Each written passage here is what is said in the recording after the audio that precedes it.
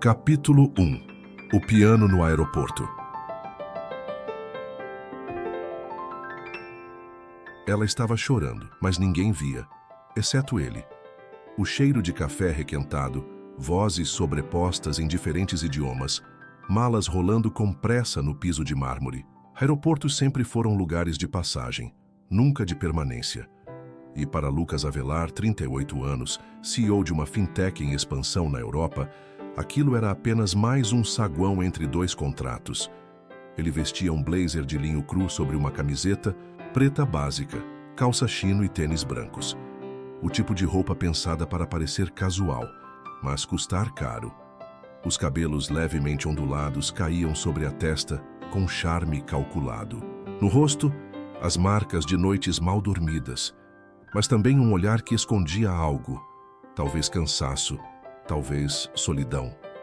Atrasado por uma troca de portão, Lucas desviou para o hall central, onde um piano de cauda preta estava estrategicamente posicionado sob uma claraboia. Era um instrumento público para quem quisesse tocar, quase sempre ignorado. Naquele dia, não estava. Uma mulher sentava-se ali, de costas, magra, ombros curvados como quem carrega o mundo. Os dedos dela passeavam pelas teclas com delicadeza, mas também urgência. Como se aquele piano fosse a última forma de dizer algo que ninguém queria ouvir. Lucas parou. A música era Debussy, Clair de Lune, mas algo na maneira como ela tocava fazia parecer outra. Algo mais cru, quase como uma confissão.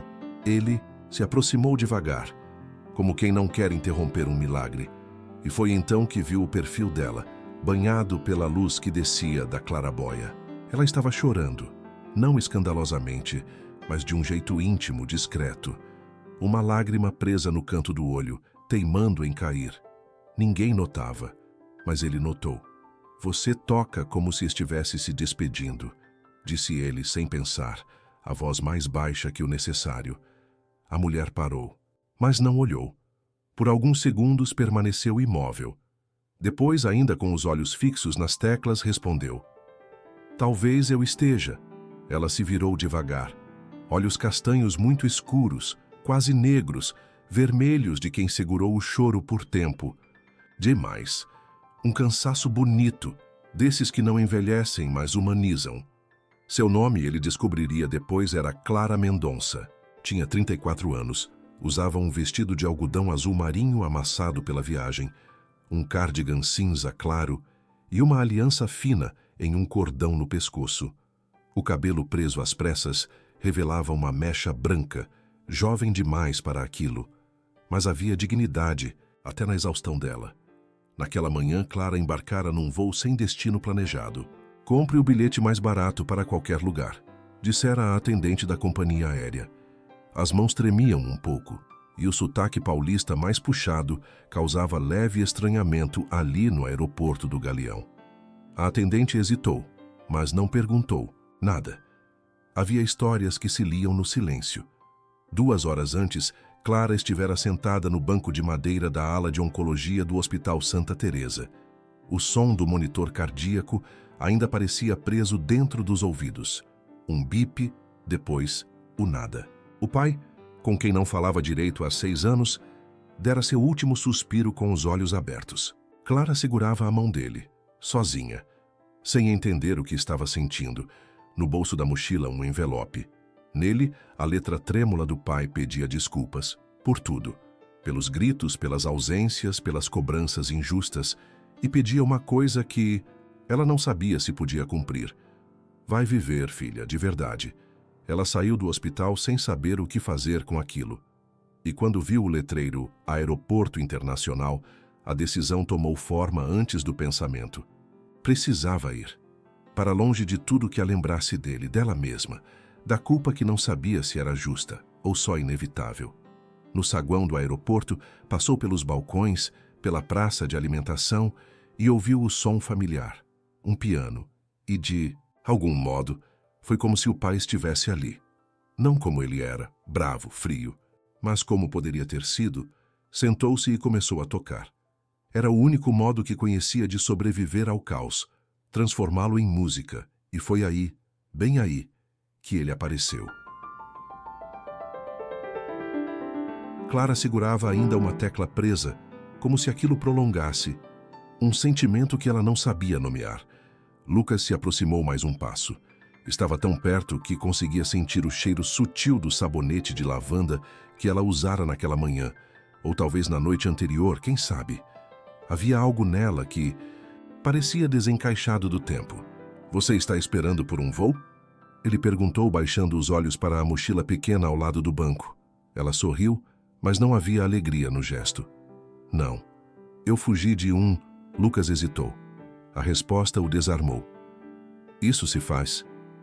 "Não sei", disse, erguendo os olhos para ele. "Mas eu fiz." Um silêncio se estendeu entre os dois, mas não era desconfortável. Era como a pausa entre duas notas bem colocadas, necessária. Ele olhou para o piano, depois para ela.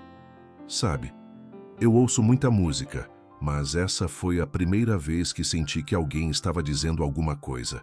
Sem palavras, ela piscou devagar. Depois murmurou: "Porque às vezes palavras falham, música não." Lucas assentiu. Havia algo familiar naquilo. Não na situação, mas na sensação. Aquele tipo raro de instante em que duas almas reconhecem uma a outra antes mesmo de se apresentarem. "Eu sou Lucas", disse como quem confessa. Ela demorou um segundo para responder. "Clara." E então, sem avisar, o painel eletrônico acima deles apitou. "Voo 732 com destino a Lisboa. Embarque imediato." O nome que ela dera à atendente.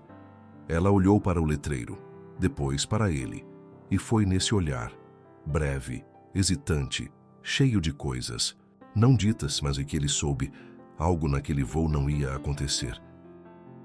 Mas algo entre eles. Talvez sim.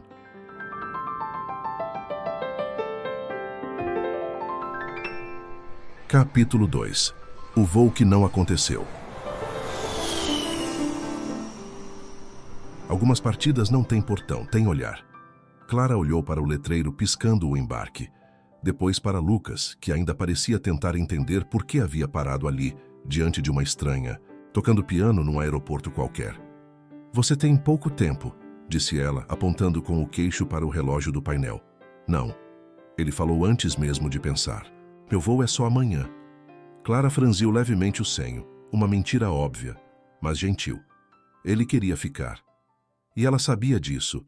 Lucas sentou no banco ao lado, um pouco afastado, como quem ainda pede permissão para existir naquele espaço íntimo que ela havia criado com as teclas. "Quer um café?" perguntou ele, apontando para uma cafeteria a poucos metros dali. "Ou você prefere fugir sem testemunhas?" Ela soltou um pequeno riso. Seco, mas honesto. "Você sempre aborda mulheres nos terminais?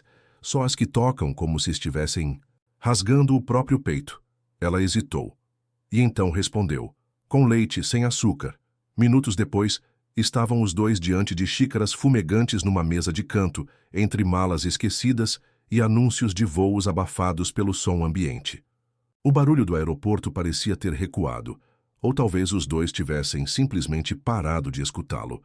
Lucas observava Clara em silêncio, o jeito como segurava a xícara com as duas mãos, como olhava fixamente o líquido, mas não parecia vê-lo.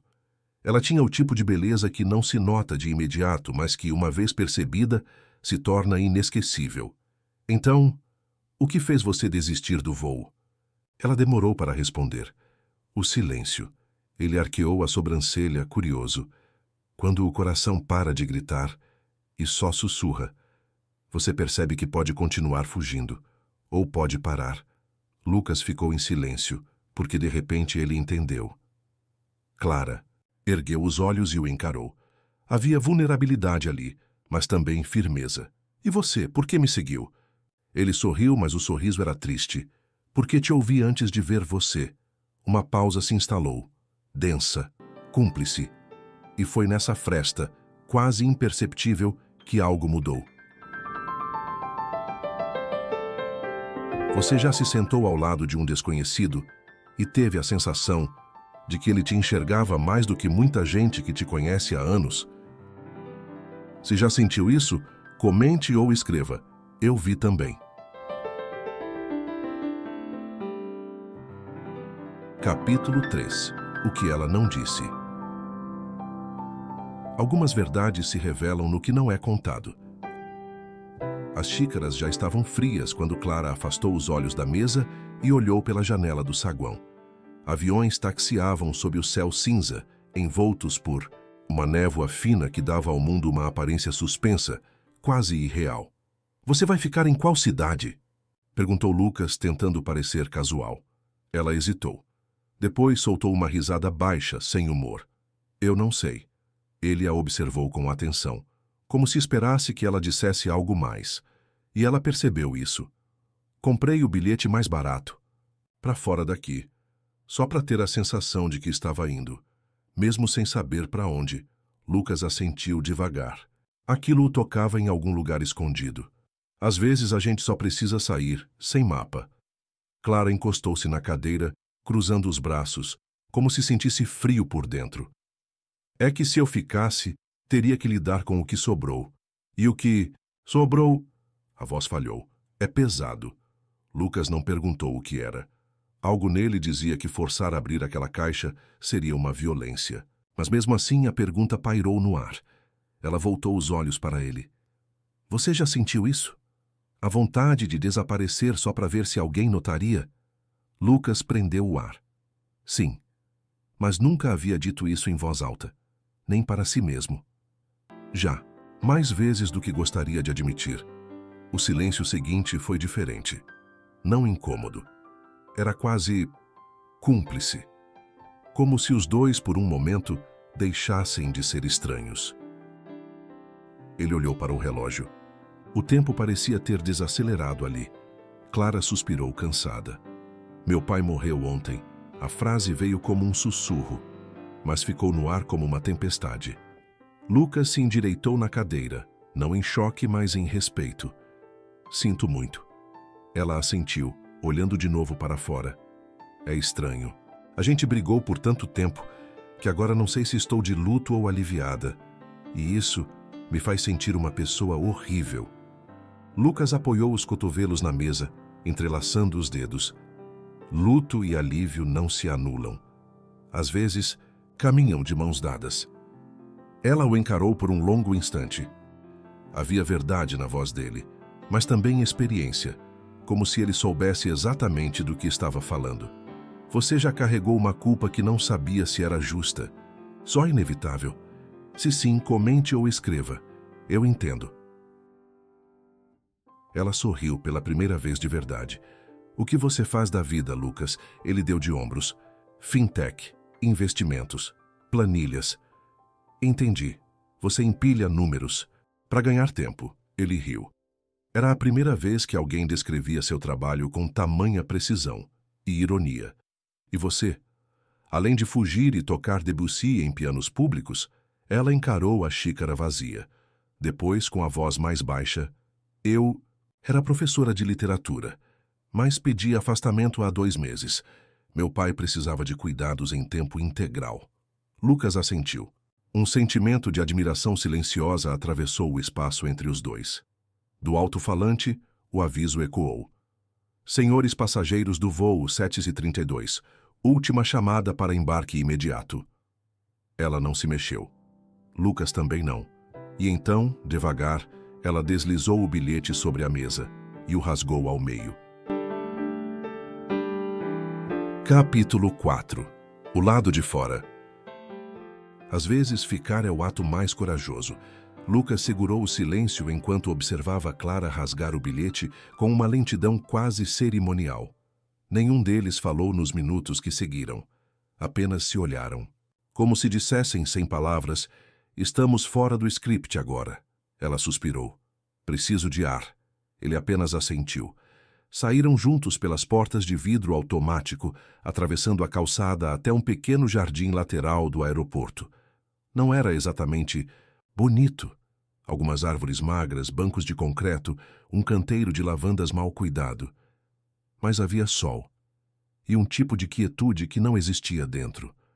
Clara sentou-se num dos bancos, fechando os olhos por um instante. O vento bagunçou alguns fios de cabelo que escapavam do coque frouxo. Lucas permaneceu de pé por alguns segundos, antes de se sentar ao lado. Sabe, começou ela sem abrir os olhos. Eu achei que ia chorar quando rasgasse o bilhete. E não chorou. Ainda não. Mas está ali na garganta. Pronto. Lucas manteve o olhar no horizonte. Aviões subiam como se fossem apenas pássaros em câmera lenta. Minha mãe me deixou quando eu tinha 12, disse ele quase num sussurro. Clara virou-se um pouco surpresa. Com a confissão. Levantou da mesa de jantar e nunca mais voltou. Mandou uma carta 6 meses depois. Foi tudo. Ele respirou fundo, como quem não costumava dizer aquilo em voz alta. Acho que foi aí que comecei a me tornar eficiente. Nunca mais quis depender de ninguém para nada. Nem para ficar. Ela não respondeu de imediato. Apenas colocou a mão sobre a dele. Um gesto calmo, sem promessa. Só presença. O céu se cobriu de nuvens lentamente e o vento ficou mais frio. Mas nenhum dos dois se moveu. Como se o tempo estivesse suspenso naquele banco improvisado de redenção silenciosa. Você já escolheu ficar, mesmo quando tudo em você queria partir? Se sim, comente ou escreva. Eu fiquei por mim. E agora? Perguntou Lucas depois de longos minutos. Clara abriu os olhos. Havia um brilho novo neles. Não alegria, mas lucidez. Agora, eu compro um café quente, dou um telefonema difícil e depois... Ela olhou para ele com um sorriso pequeno.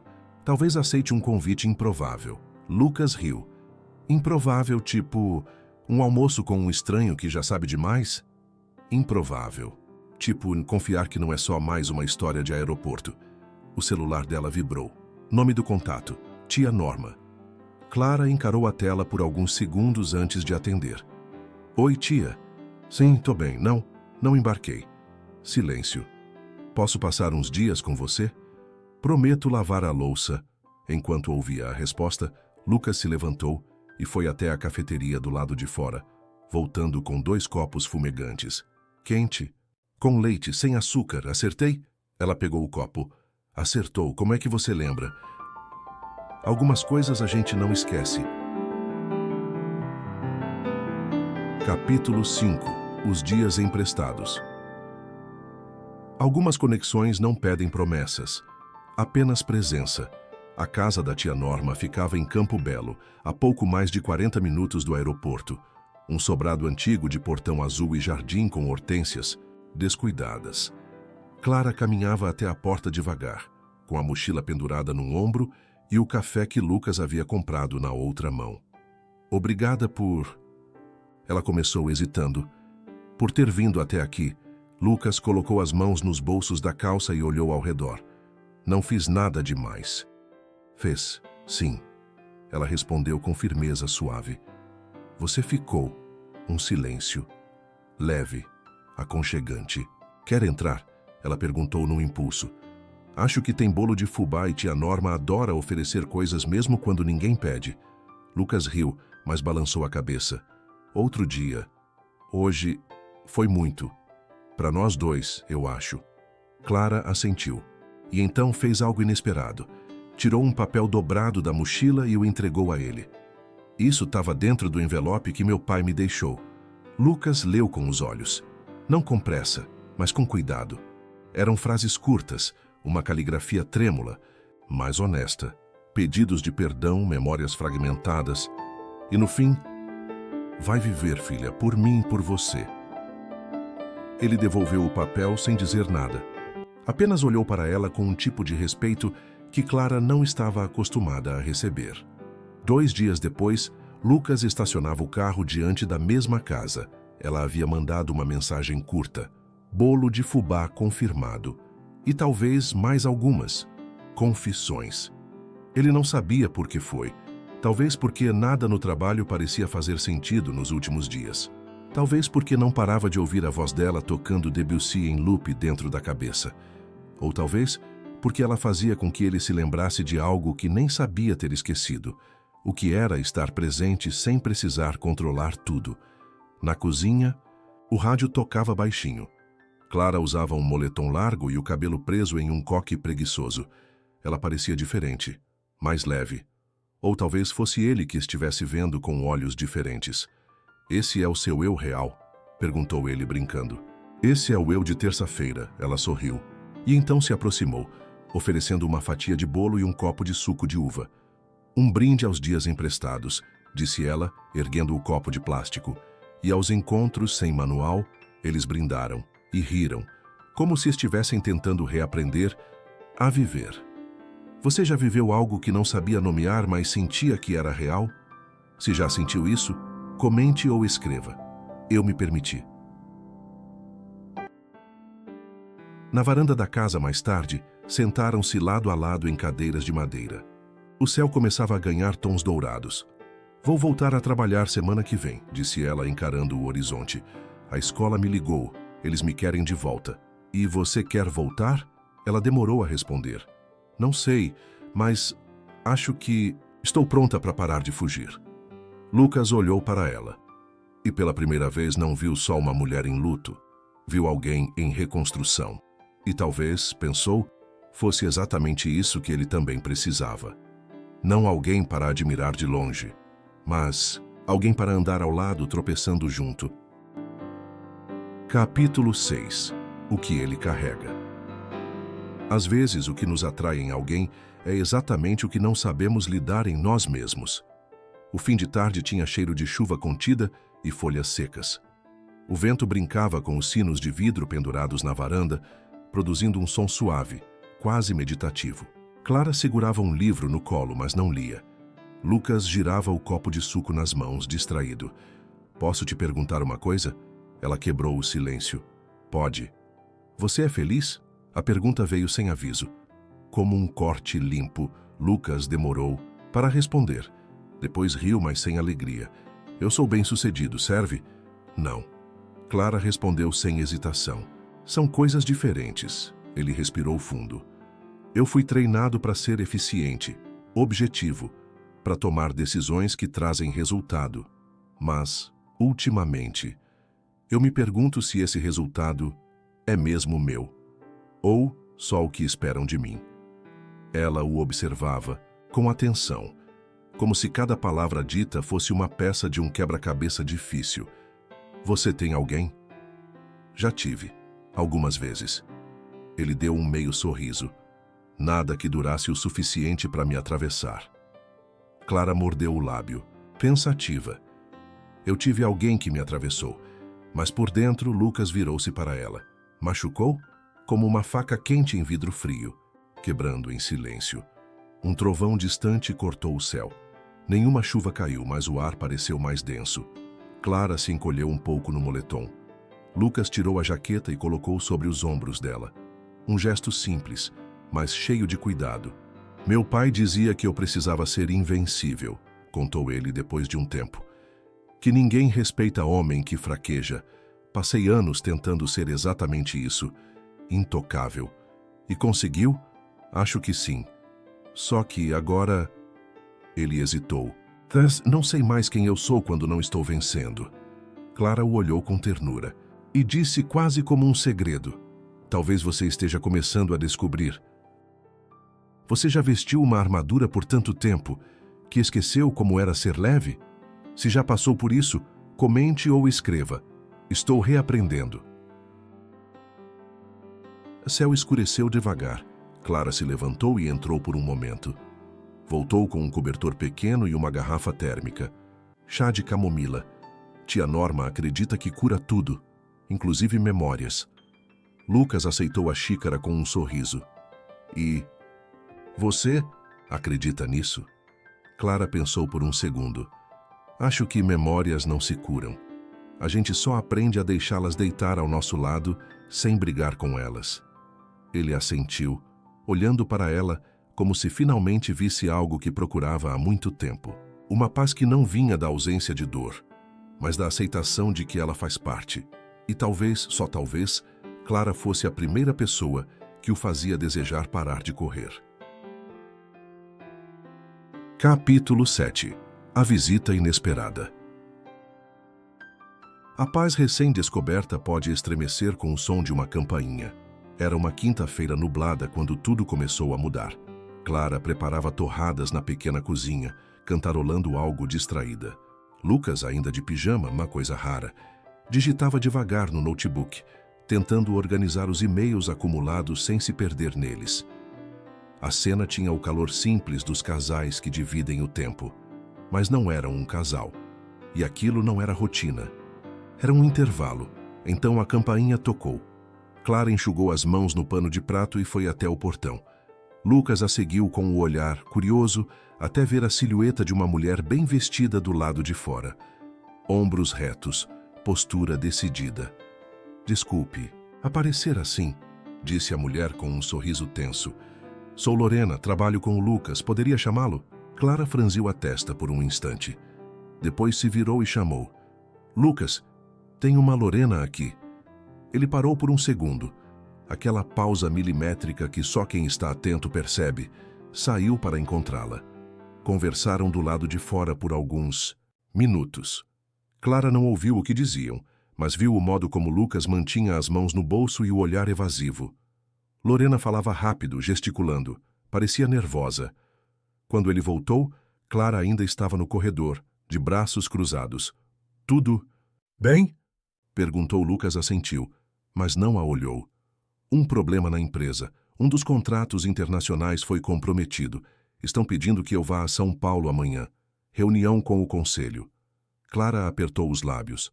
Claro, eu entendo. É só por 2 dias, no máximo. Ela assentiu. Mas algo já havia mudado no ar. Naquela noite ele saiu cedo para organizar as coisas. Clara ficou na varanda sozinha, ouvindo a respiração lenta da tia que dormia no quarto ao lado. Algo dentro dela doía. Não era abandono. Ele havia sido honesto. Era medo. Medo de que tudo o que viveram fosse apenas uma pausa. Bonita. Demais para durar. 2 dias depois, Lucas mandou mensagem. A reunião foi adiada. Estou preso aqui até domingo. E tudo bem. Mas ela não respondeu com o que queria dizer. Volta logo. Isso aqui faz mais sentido com você. No domingo, Clara foi até a padaria da esquina e, ao voltar, encontrou um envelope na caixa de correio, sem remetente. Dentro, uma carta. Era de Lucas. Às vezes, a presença mais forte é a que fica, mesmo quando a gente não pode estar. Você me mostrou isso, e eu não quero mais viver no automático. Me espera, não pela promessa de nada, mas pelo que já é. Você já quis pedir para alguém ficar, mas teve medo de atrapalhar o caminho dessa pessoa. Se sim, comente ou escreva. Eu esperei em silêncio. Naquela noite, Clara sentou-se sozinha à mesa da cozinha. Chá morno, torradas frias, mas dentro dela havia algo aceso. Não era saudade, era certeza de que pela primeira vez alguém estava voltando não por obrigação, mas por escolha. Capítulo 8. A porta entreaberta. Lucas voltou no fim da tarde de terça-feira. O mesmo carro alugado, o mesmo blazer amassado sobre o banco. Mas ele não era mais o mesmo. Clara viu da janela da sala. Seu primeiro impulso foi se levantar, sair correndo. O segundo foi ficar exatamente onde estava. Ela escolheu o terceiro. Abriu a porta, mas não desceu os degraus. Esperou. Ele veio devagar. Passos contidos. Um leve sorriso. Nos olhos, um cansaço sincero. Não de viagem, mas de quem passou dias revendo sua própria vida por dentro. Oi. Oi. Ela respondeu encostada no batente. Posso entrar? Ela hesitou. 1 segundo, talvez 2. E então se afastou, deixando a porta entreaberta. Na cozinha, o rádio tocava baixinho outra vez. Lucas pousou a mochila no canto, mas não sentou. Eu pensei em você o tempo todo. Não só como ausência, mas como medida. Medida do que é leve, do que é verdadeiro. Clara, de costas, mexia o chá na xícara. Não respondeu. Ele continuou. Quando a reunião virou uma tentativa de me convencer a abrir capital e dobrar os lucros em 6 meses, eu percebi que já não me importava como antes, que estar lá me custava demais, e que meu silêncio aqui com você valia mais do que qualquer elogio de acionista. Ela virou-se devagar. Por que você voltou, Lucas? Ele respirou fundo. Sabia que essa era a pergunta. Porque pela primeira vez eu queria voltar para alguém, não para uma rotina. Nem para um script. Só para você. Clara abaixou os olhos. Uma lágrima caiu, silenciosa. Ela não tentou disfarçar. Eu tenho medo, sussurrou. Medo de te abrir a porta inteira e você perceber que aqui dentro ainda tem muita bagunça. Lucas se aproximou devagar.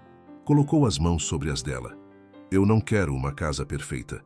Eu só quero saber se posso ajudar a arrumar as caixas junto com você. Naquela noite dividiram o jantar mais simples desde que se conheceram.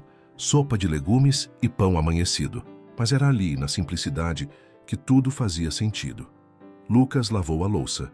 Clara secou os pratos. Riram quando o pano caiu no chão e ela escorregou levemente.